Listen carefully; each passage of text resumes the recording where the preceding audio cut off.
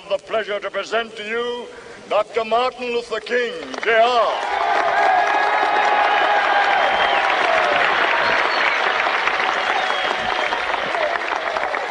I am happy to join with you today in what will go down in history as the greatest demonstration for freedom in the history of our nation.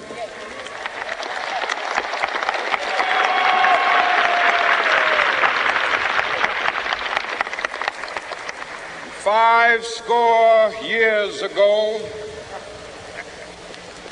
a great American in whose symbolic shadow we stand today signed the Emancipation Proclamation. This momentous decree came as a great beacon light of hope to millions of Negro slaves who had been seared in the flames of withering injustice.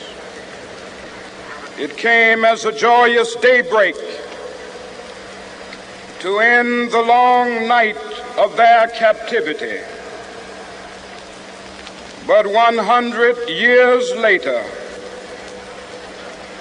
the Negro still is not free. 100 years later, the life of the Negro is still sadly crippled by the manacles of segregation and the chains of discrimination. 100 years later, the Negro lives on a lonely island of poverty.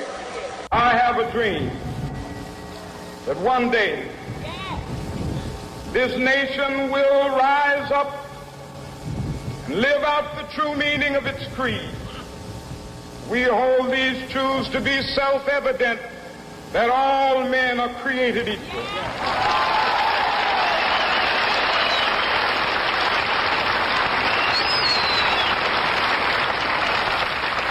I have a dream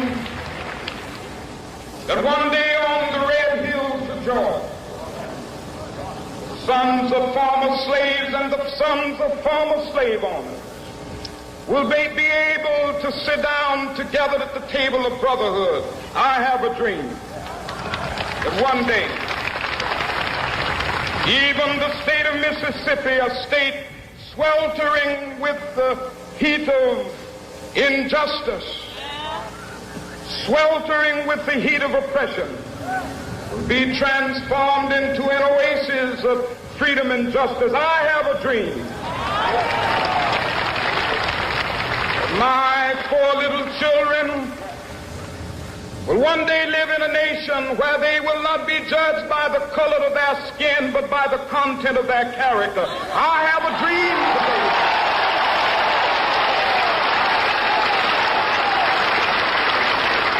I have a dream that one day, down in Alabama, with its vicious racists, with its governor having his lips dripping with the words of interposition and nullification. One day right there in Alabama, little black boys and black girls will be able to join hands with little white boys and white girls as sisters and brothers. I have a dream today.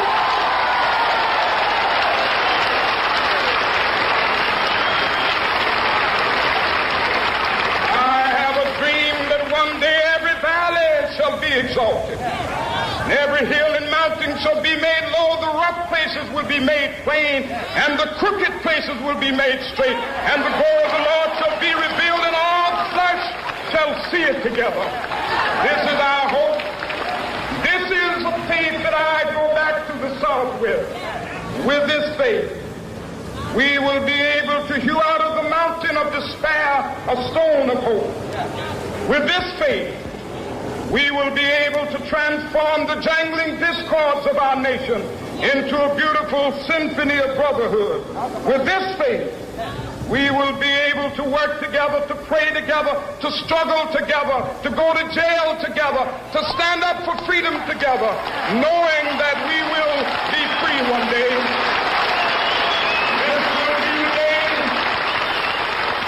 This will be the day when all of children will be able to sing with new meaning, my country, tears of thee. Sweet land of liberty, of thee I sing. Land where my fathers died, land of the pilgrim's pride. From every mountainside, let freedom ring. And if America is to be a great nation, this must become true. And so let freedom ring. From the prodigious hilltops of New Hampshire, let freedom ring. From the mighty mountains of New York, let freedom ring. From the heightening Alleghenies of Pennsylvania, let freedom ring. From the snow-capped Rockies of Colorado, let freedom ring. From the curvaceous slopes of California. But not only that, let freedom ring from Stone Mountain of Georgia. Let freedom ring from Lookout Mountain of Tennessee. Let freedom ring from every hill and molehill of Mississippi, from every mountainside. Let freedom ring, and when it happens, when we allow freedom ring, when we let it ring from every village and every hamlet, from every state and every city, we will be able to speed up that day when all of God's children, black men and white men, Jews and Gentiles, Protestants and Catholics, will be able to join hands and sing in the words of the old Negro spiritual, free at last, thank